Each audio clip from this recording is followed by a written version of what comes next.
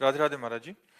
महाराज जी, हम जर्मनी में रहते हैं और आपकी असीम कृपा, प्रतिदिन की शुरुआत आपकी वाणी से ही होती है। दिन भर राधा नाम चलता है और महाराज जी, हम शनिवार को कई देशों के साधक मिलकर राधा नाम की कीर्तन आदि करते हैं। महाराज जी, आके बहुत आप प्रश्न है बहुत कि बहुत। जब हम किसी भी व्यक्ति या परिस्थिति में दोष दर्शन नहीं करते और हम हर प्रतिकूलता को अपना प्रारब्ध मानकर राधा नाम का आधार बनाकर सहज हो जाते हैं, तब किसी भी प्रतिकूलता में सामने वाले व्यक्ति को सही या स्वयं में ही दोष दर्शन होने लगता है। महाराज जी, अपने दुख से निराशा नहीं बल्कि दूसरे व्यक्ति के कष्टों का चिंतन ज्यादा होता है। महाराज जी, मेरी सहजता से धीरे धीरे ऐसा। नहीं, ऐसा चला जाता है कि जैसे हम इनके प्रति ना द्वेष करते हैं और ना इनके प्रति हमारी अहित भावना है।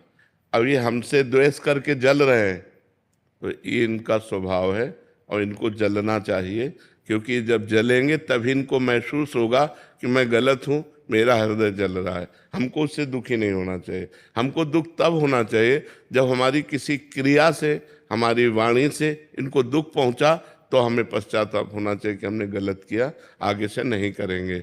लेकिन हम स्वयं अपने रास्ते सही चल रहे हैं और कोई हमसे द्वेष करके दुख प्राप्त कर रहा है, ये उसकी बुद्धि है, हम उसको रोक नहीं सकते, उसे हम संभाल नहीं सकते। इसलिए हमें दुखी नहीं होना चाहिए। हमें बस इतना देखना है हमारे द्वारा किसी को दुख न पहुंचे। अब वो हमारे प्रति भावना करके दुखी हो रहा है तो उसको हम क्या कह सकते हैं? हमारा बस नहीं, क्योंकि उसका स्वभाव उसको दुख दे रहा है। इसलिए हमको प्रसन्न रहना चाहिए, ऐसे संसार की इन वृत्तियों में नहीं फंसना चाहिए, नहीं तो आप दुखी बनी रहेंगे। जी प्रभु, ऐसा ही हो रहा है। हाँ, नहीं, आपको दुखी नहीं होना। प्रसन्न आत्मा संतुष्टा एन केनवा, हर परिस्थिति में प्रसन्न रहो। हमारे द्वारा अगर दुख किसी को मिला तब तो दुख होना ठीक है, क्योंकि उससे हमारा पाप नष्ट हो जाएगा, उससे हमारी क्रिया सुधर जाएगी।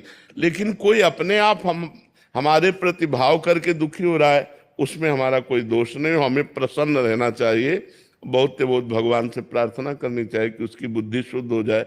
व्यर्थ में वो जल रहा है, पर हमें दुखी नहीं होना चाहिए।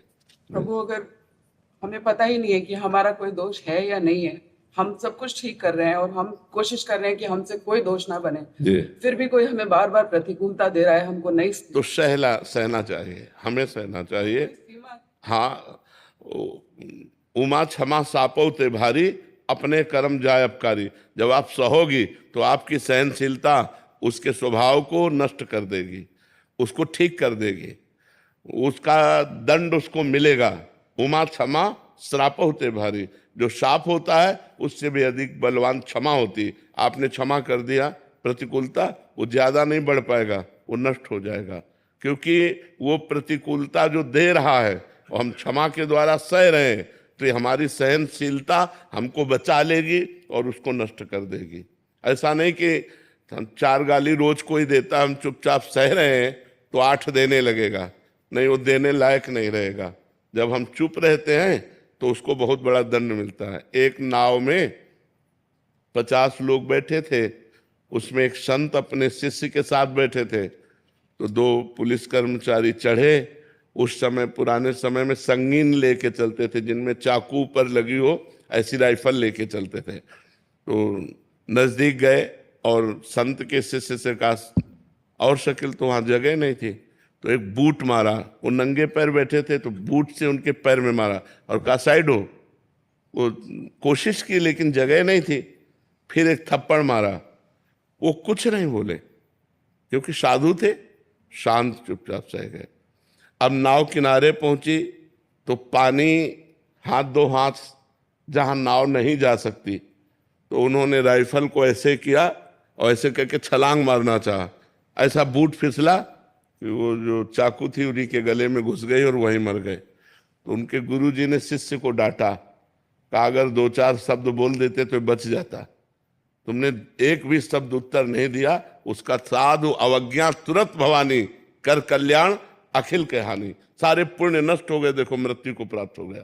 उमा क्षमा सापौते भारी, यदि आपको कोई सता रहा है और आप चुप हैं, ये चुप उसके लिए बम का काम करेगा।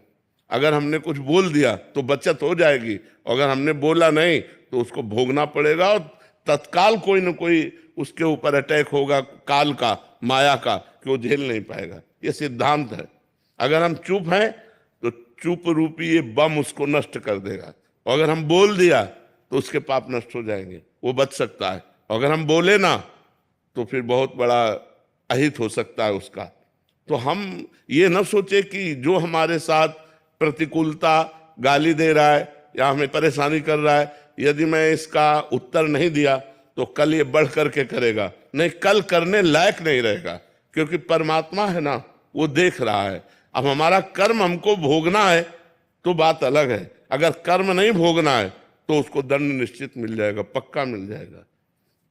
ऐसा नहीं है कि वो ऊपर वाला देख नहीं रहा, मालिक सबको देख रहा है। अगर आप शांत हो, चुप हो और आपको कोई सता रहा है तो एक दिन वो दुर्गति को प्राप्त होगा। आप चुप होकर देख लेना, वो 2-4 दिन उन्नति दिखाई देगी, लेकिन वो ऐसा नष्ट हो